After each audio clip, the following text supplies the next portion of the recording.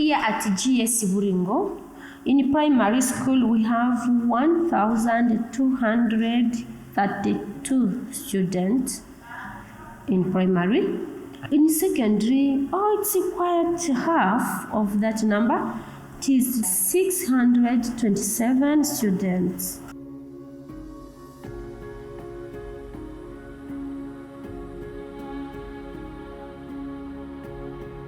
The first purpose of P6 exams is to evaluate learners, to determine their level of performance, where they are since they have completed this level of education. So what have they taken from that level? But those who do well, they work very well, excellently.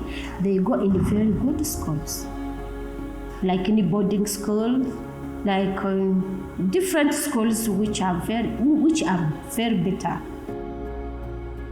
Others will have to go to 9 and 12-year basic education schools, and then others may end up just going to the streets. Those are students who go to grow cabbages. One. Those are students who go to get a car. Those are people who get pregnancy at an age. Those are people who their life is worse.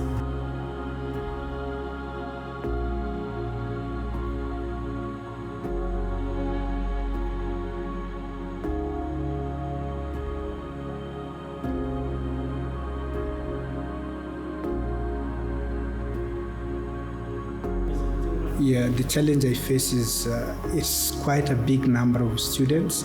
To ensure that I'm reaching every child, it's not easy. In the class, you may find between 40, 60, and other classes, 80 students in the class. It is a challenge. You see, teachers don't know the strategies to use or methods to use so that they can teach the big number of students. As a tool of behavior management, they use stick. Because of that, students are disappointed. Imagine you are hungry and then you come to school, and then once you disturb the teacher beats you. As a solution, what do? You leave the class. You drop out.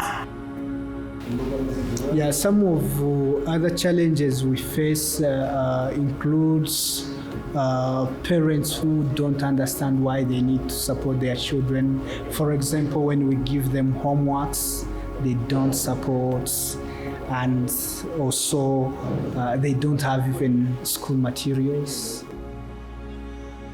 Because many parents think that if you have paid school fees and you have got school uniform and you've given your child school materials and then you've sent them to school, that is enough, and then what is remaining is the role of the teacher and the school to make sure that learners learn well. But they don't understand that their role goes beyond that.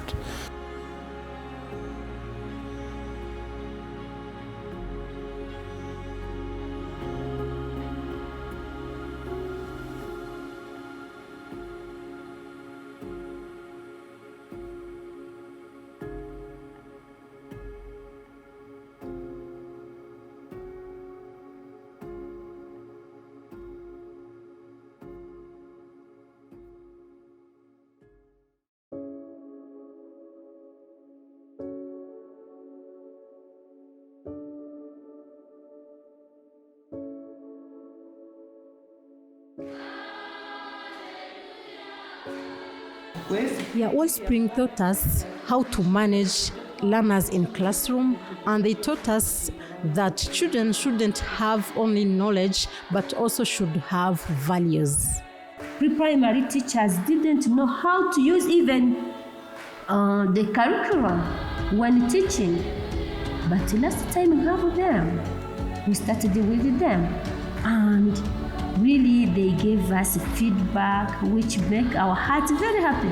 They said, now you see, today now we know how to use these books, yet we had them without knowing how to use them. Now, parents understood that they have to work with their children and help them to come to school. Now today, they are the ones who push those children to go to school.